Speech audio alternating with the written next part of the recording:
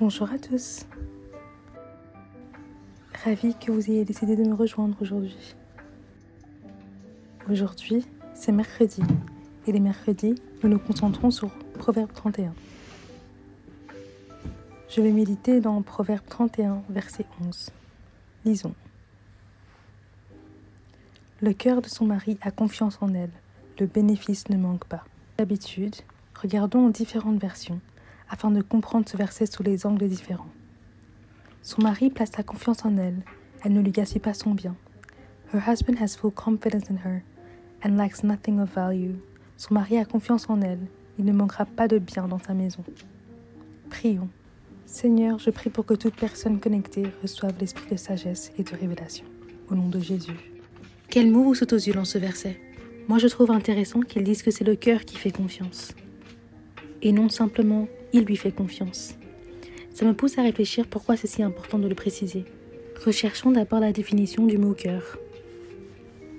Il y a plusieurs définitions du mot cœur. Je mettrai dans la boîte de description le lien vers le site du Larousse. D'après le Larousse, organe musculaire creux qui constitue l'élément moteur central de la circulation du sang, partie essentielle ou alors siège des sentiments altruistes, bonté. C'est vraiment intéressant de voir toutes les définitions de ce mot. La première chose que j'en comprends, c'est que le cœur équivaut à la partie centrale d'une personne, la partie essentielle, l'élément moteur et le siège des sentiments. Un autre mot auquel je voudrais donner plus d'attention est le mot confiance. C'est un mot que je connais et que j'utilise, mais je pense qu'il est toujours intéressant de regarder ces mots qu'on emploie au quotidien avec plus de détails. D'après le Larousse, assurance, hardiesse, courage qui vient de la conscience qu'on a de sa valeur, de sa chance. Synonyme, foi, espérance. Ou alors sentiment de quelqu'un qui se fie entièrement à quelqu'un d'autre, à quelque chose. Ces définitions me rappellent tout de suite un autre verset. Je lis dans la version Bible français courant. Il n'y a pas de crainte dans l'amour. L'amour parfait exclut la crainte. La crainte est liée à l'attente d'un châtiment et ainsi, celui qui craint ne connaît pas l'amour dans sa perfection. 1 Jean 4, 18. Continuons.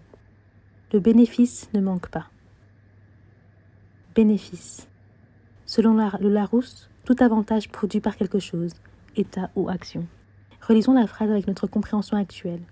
La partie essentielle de son mari, son moteur, a foi en elle, et les avantages qui découlent de cela ne manquent pas.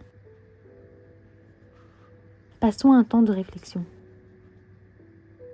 Que tu sois marié ou non, il est important de comprendre qu'une des choses qui démontre que tu es une femme de valeur selon Dieu est le fait que ton mari ait foi en toi. Mais cela est une chose qui vient des deux côtés. Dans 1 Jean, il semble que s'il y a une crainte dans l'amour, la personne qui est dans la crainte ne connaît pas l'amour dans sa perfection. Elle ne connaît pas Dieu. Et ce qu'il ressent n'est pas l'amour de Dieu, car cet amour exclut la crainte. Le fait d'avoir confiance ou foi en elle n'a donc pas tout à voir avec elle, mais avec qui ils marchent tous les deux.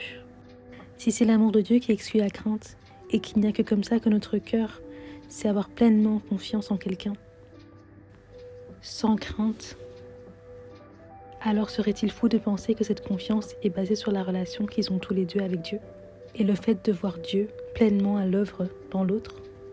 Il fait alors confiance au principe de Dieu qu'il voit en elle, mais aussi à l'amour surabondant de Christ qu'elle reflète.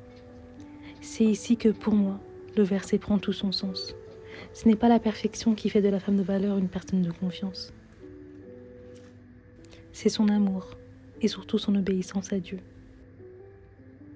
Personnellement, Dieu m'a fait grâce. J'ai énormément de relations dans ma vie qui reflètent l'amour de Christ à mon égard.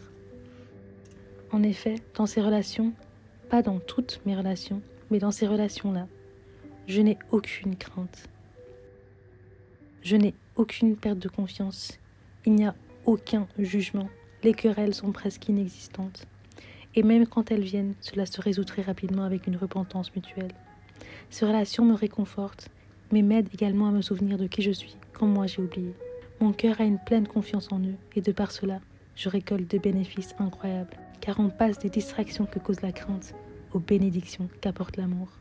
Alors si on revient à notre verset, le mari de la femme de valeur a pleinement confiance en elle. Mais ne nous y trompons pas, c'est à Dieu, en elle, qu'il fait confiance, dans son obéissance au Seigneur. Gardons ceci pour leçon.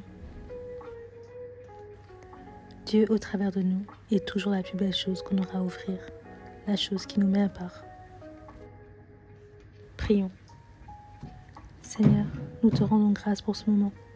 Nous te rendons grâce du fait que nous ne sommes pas les mêmes que quand nous avons commencé. Au nom de Jésus. Amen.